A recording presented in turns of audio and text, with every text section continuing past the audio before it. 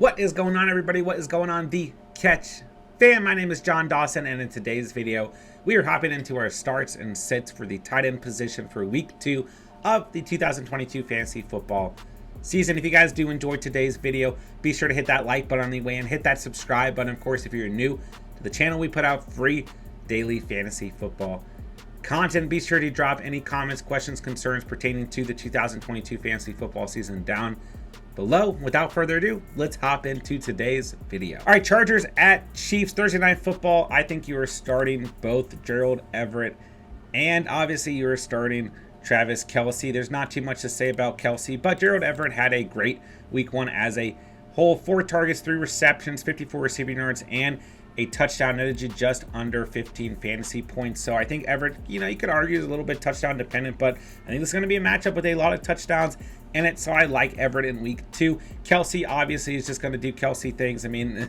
this did not look like he lost a step whatsoever within this offense. 121 receiving yards and a touchdown, and just over 26 fantasy points in full PPR. So Kelce is a must start, and I love Everett as a quote-unquote streaming option, or if you just need a tight end in general, I think he's a great start in week 2. All right, Patriots at Steelers. I'm sitting Hunter Henry this week. I'm really worried about the Patriots offense as a whole, and I'm really worried about Mac Jones's health. And really the only reason I like Hunter Henry or liked him so much in the offseason is because of the chemistry between Hunter Henry and Mac Jones. So I would sit Henry, and I also just think the Steelers defense is going to have a really good day. So Pat Freiermuth on the other end looked really good in week 1. So I like him once again here against the Patriots. In week 1, he had 10 targets, 5 receptions for 75 receiving yards. So a really good day in full PPR. Still a pretty decent day in standard scoring formats. I think he's a start once again for me in week 2. All right, Panthers at Giants. I got sit all across the board. You're not starting the Giants tight ends. There's nothing notable in week 1, and you're sitting Ian Thomas for the Panthers. Really no notable stat lines whatsoever to go over here. So just make sure it's understood you're sitting the Panthers and the Giants tight ends moving into week 2. All right, Jets at Browns. I actually think that Tyler Conklin is a decent stream if you're in a really bad position. Maybe you own George Kittle and it's announced he can't play again in week 2, whatever it may be. Maybe you only drafted Mike Gesicki. I don't know. I like Tyler Conklin as a streaming option against Cleveland. I mean, he had 7 targets in week 1, 4 receptions, just 14 receiving yards. We did find the end zone. So overall, yeah, he's a little bit touchdown dependent, but a lot of tight ends outside of your top guys are touchdown dependent.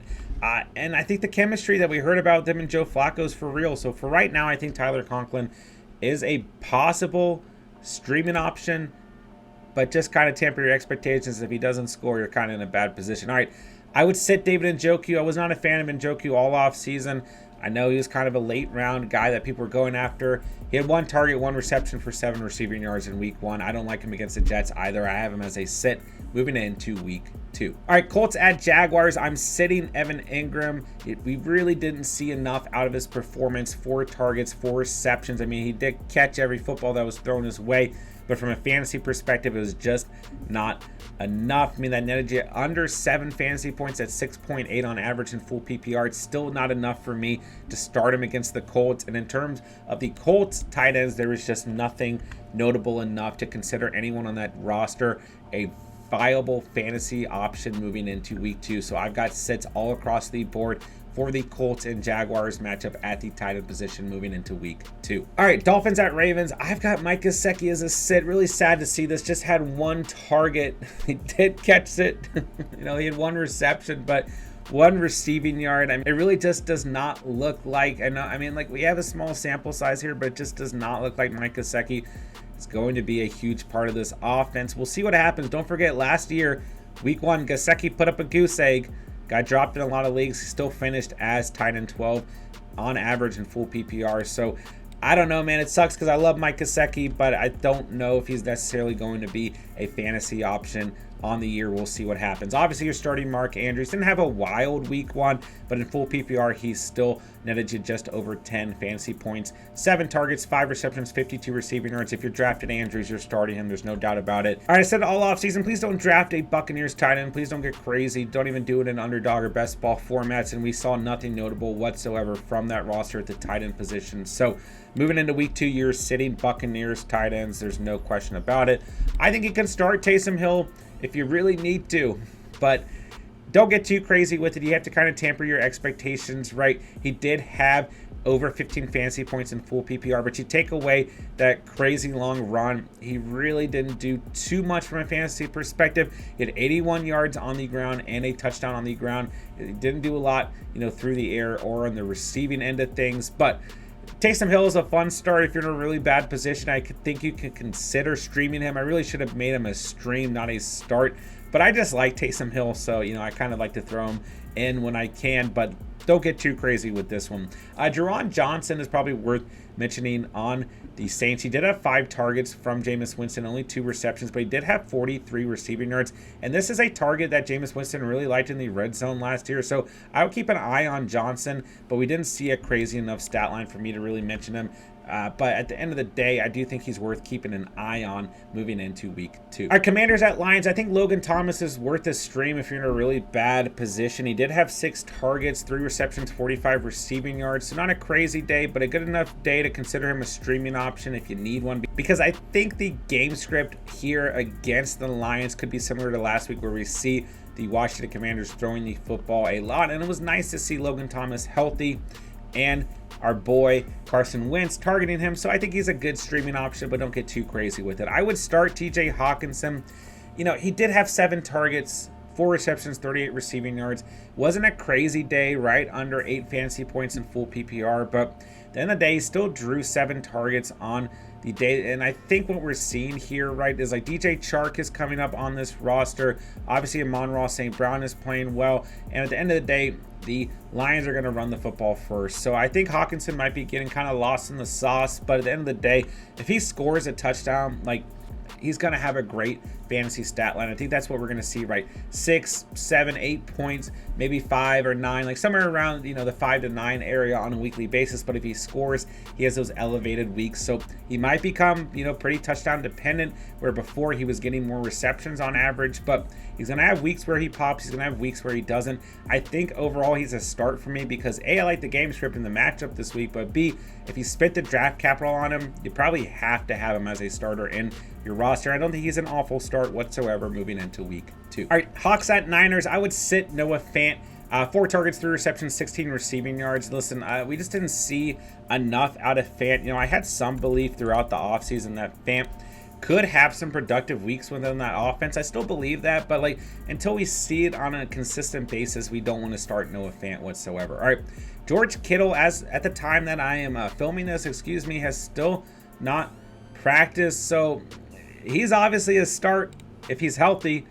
If he's not healthy, obviously he can't play him. That's where guys like Gerald Everett or some of the other tight ends that we mentioned as streaming options come in to play. But listen, there's no doubt about it. If Kittle is listed as healthy, you're starting him.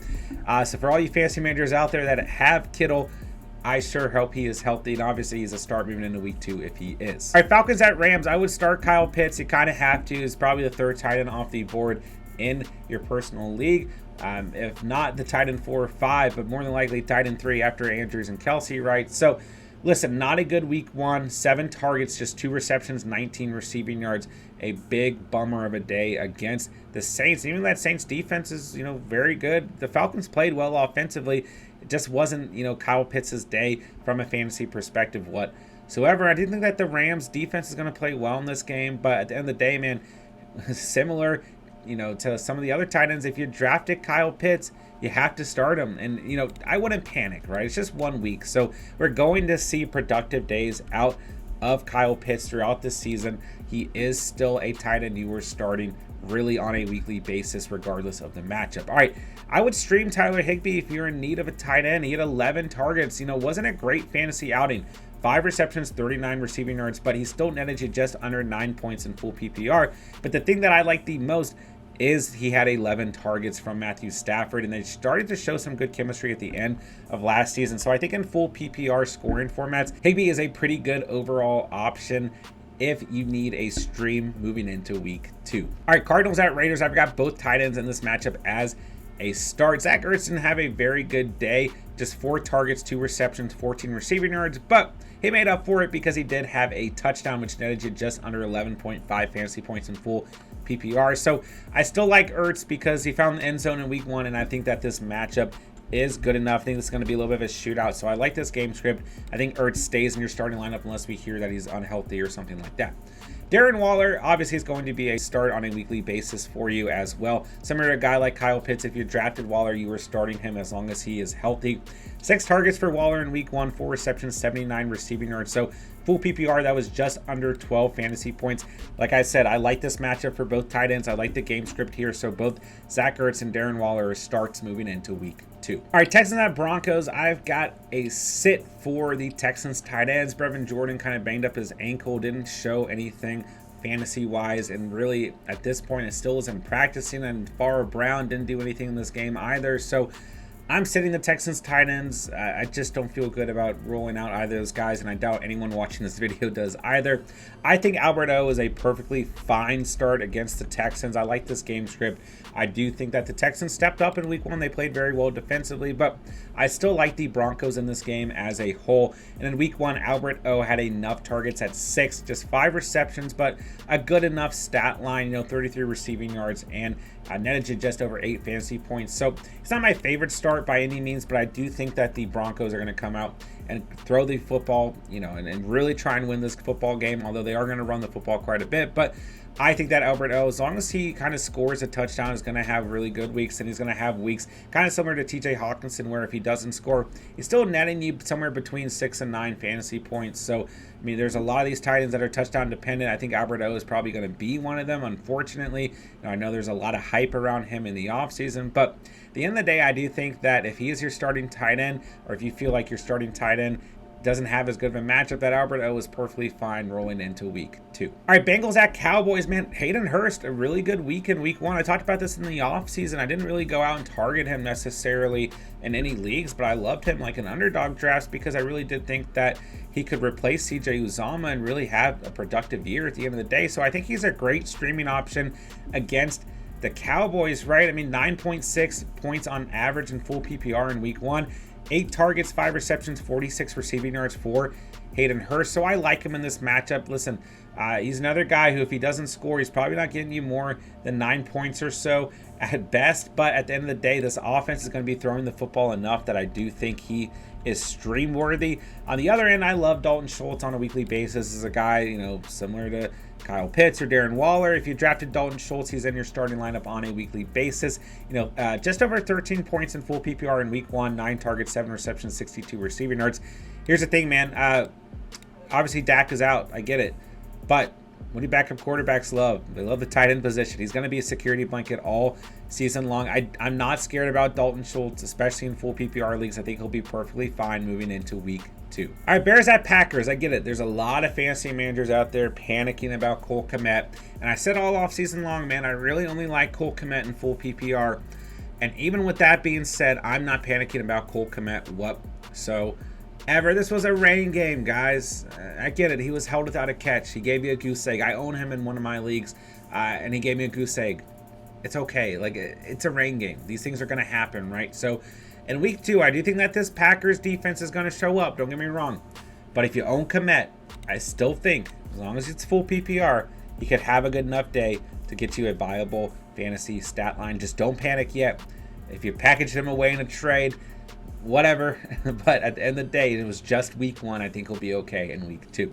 Robert Tonyan I've got as a sit. He's probably my favorite tight end that I've got as a sit on this video, though. I do think he could show up in this game. 5 targets in week 1, 3 receptions, 36 receiving yards. Tonyan's going to be touchdown dependent, like we get it. But when he has those weeks when he does score, obviously he's going to be fantasy relevant. It's just about identifying those weeks. And I'm not quite sure we know how to do that with the way this Packers offense looks quite yet. So I've got Tonyan as a sit. But don't be surprised if he comes out and scores a touchdown and has a decent fantasy stat line in week 2. All right, I would sit the Titans tight ends. There's nothing notable here. No love from Austin Hooper. Just nothing to see here from the Titans tight ends. And unless we see something consistent, we're not starting any Titans tight ends. It's that plain and simple. All right, Dawson Knox slapped you in the face in week 1. I get it. I own him in some of my personal leagues. I love Dawson Knox. One of my favorite late round tight end selections. I mean, I get it, guys. It was a bad week 1. 2 targets, 1 reception, 5 receiving yards. An awful day. Like 1.5 fantasy points on average in full PPR. I get it, guys. But I still have Dawson Knox as a start. I have an asterisk there. because if you have better options, if you think some of those streaming options we talked about are available for you, I don't mind it. The thing with the Bills is, like, they're going to be throwing the football all over the place. There's going to be weeks where Dawson Knox is part of the benefit of that. There's going to be weeks where he's not. And I get it. It was a bad week 1 performance, but I don't think you give up on Dawson Knox. I still think you spent the right draft capital on him and made him a tight end 1 for a reason. Even if he was a later round tight end for you, I still believe in Dawson Knox. I'm not giving up quite yet. I stuck by him all off season. I have him as a start unless you think you have better options moving into week 2. All right, Vikings at Eagles. I've got Irv Smith as a sit. You could roll the dice and start him. The main reason I had him as a start last week is because I thought that game would be more of a shootout. It didn't end up being a shootout at all. The Packers really weren't involved. I could see this Vikings at Eagles games being more of a shootout, but at the end of the day, the nervous thing, for Irv Smith in week 1 is he only played 31% of snaps. So I've got him as a sit, and that's why I think if you do start him, you're really rolling the dice. We'll see. At the end of the day, the Vikings did come out and say Irv Smith's going to have a major role for us, according to Kevin O'Connell, but I think maybe they're worried about rolling him out, closer to 70-80% of snaps, in terms of him coming off the injury. So for now, he's a sit for me, unless you really want to roll the dice, because I do think this is a fun matchup overall, but I just think there's probably better options after what we saw in week 1 out of Irv Smith. All right, Goddard's going to be a start for me in most weeks, and I love this matchup for Dallas Goedert here in week 2. He got you just 9 fantasy points in week 1. I get it. He's similar to a lot of these tight ends, a little bit touchdown dependent, but 4 targets, 3 receptions, 60 receiving yards. At the end of the day, I mean, let's face it, the Eagles are probably a run-first offense, even with A.J. Brown, Dallas Goedert, my boy Devonta Smith, who gave you a true goose egg in week 1, but they're really a run-first offense, but they can get it done so many ways. So I really do think that Dallas Goedert is going to have some weeks where he comes out and performs in really big fashion from a fantasy perspective, but then you're also going to have weeks where, similar to a guy like TJ Hawkinson, he's netting you somewhere between like 6 and 9 fantasy points. That's what we got in week 1. I still think he's a start essentially on a weekly basis and a start moving into week 2 against the Vikings. And that'll do it for today's video. If you guys did enjoy the content today, be sure to hit that like button on the way out. Hit that subscribe button. Of course, if you are new to the channel, we put out free daily fantasy football content, and we would love to help you dominate your fantasy season this year. Drop a comment down below what you guys thought about the video, as well as any comments, questions, concerns pertaining to the 2022 fantasy football season. Starts, sits, drops, adds, trades, whatever it may be, roster questions at any position, let me know. I will get back to you as soon as I possibly can. And with that, I'll say thank you guys so much for watching and or listening, and remember, you saw it here on The Catch.